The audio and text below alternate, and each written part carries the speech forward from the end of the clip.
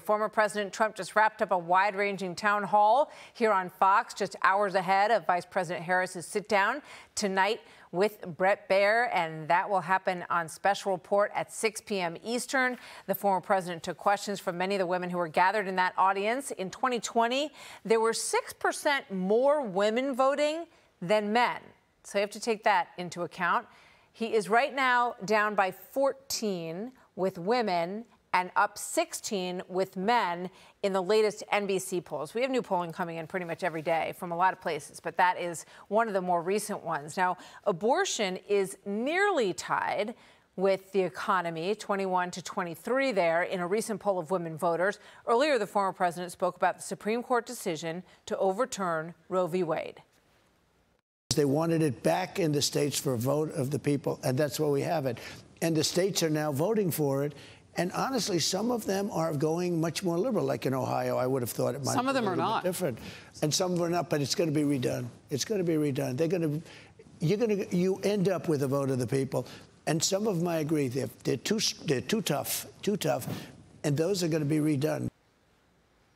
So that was just a short time ago. Harris Faulkner joins us live from Battleground, Georgia, where she hosted that Trump town hall. Harris, great job. Really interesting to watch these women and have a full audience of women expressing their questions for the former president. What really stood out to you in terms of what got the biggest response from the group there? Oh, that would be the economy.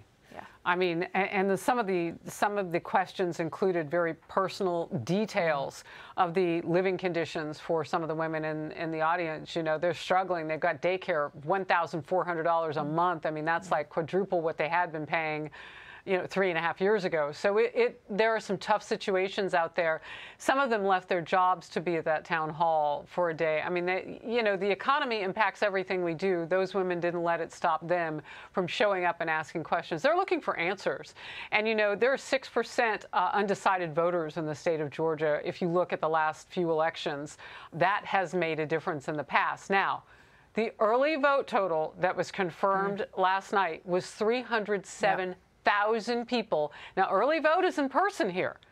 Martha, those lines were long all over the state. Now, we don't know county by county yet. That's going to make a difference. But these women were from all over the state.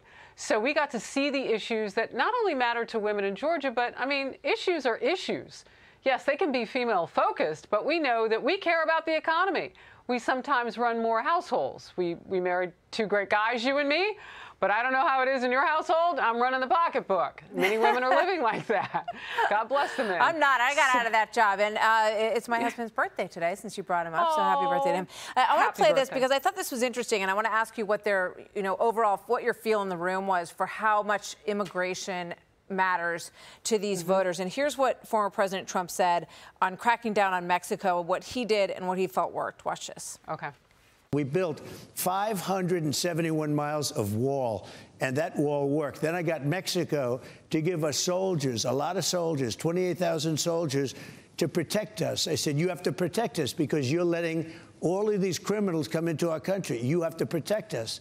They said, we're not going to do it. I said, good, then I'm just going to tariff all your goods until you do it. They said, like I said, we're going to do it. And they gave us... I mean, you can hear the laughter in the room. And this is what I find so interesting about the tariff discussion, because it's clear to me, and I'm sure you, as we have both watched him over the years, the tariff thing is an opening salvo. It's like, if you don't do this, then I'm going to slap these on you to get people to do what he wants them to do. And it has worked in the past. What was the reaction to that in the crowd? Well, they liked it because it's movement forward. Yeah. And, you know, we talk about reflexively going back to the policies that worked. He's also moving them forward. He wants to incentivize international partners because they're now going to be competing. If he lowers the taxes for those who do business, that's going to be tougher for everybody. So those relationships across borders and around the world with the next president who would do such a thing, with the strength of a threat of higher tariffs on goods that they're producing, is probably a 1-2 punch. You know, do business with us. Do business with our better leveraged American corporations because I'm lowering the taxes on them to let them hire more workers and produce more goods here. And also, by the way, if you don't help us secure our border, you're going to get penalties with higher tariffs. So it's an interesting strategy. He drilled down, and Martha, I think that's the point. Yeah. I think people are ready for a closing argument and specificity, and he offered it. Well, it was a great town hall, Harris, and thanks for you. taking some time to talk with us after. I'm sure you're getting ready to head back here to New York. Thank you very much. Good to see you, Harris, and we look forward too, and tonight. happy birthday to your beloved. Well, thank you. Thank you so much. Yeah. We'll see you tomorrow. Hey, Sean Hannity here. Hey, click here to subscribe to Fox News YouTube page and catch our hottest interviews and most compelling analysis. You will not get it anywhere else.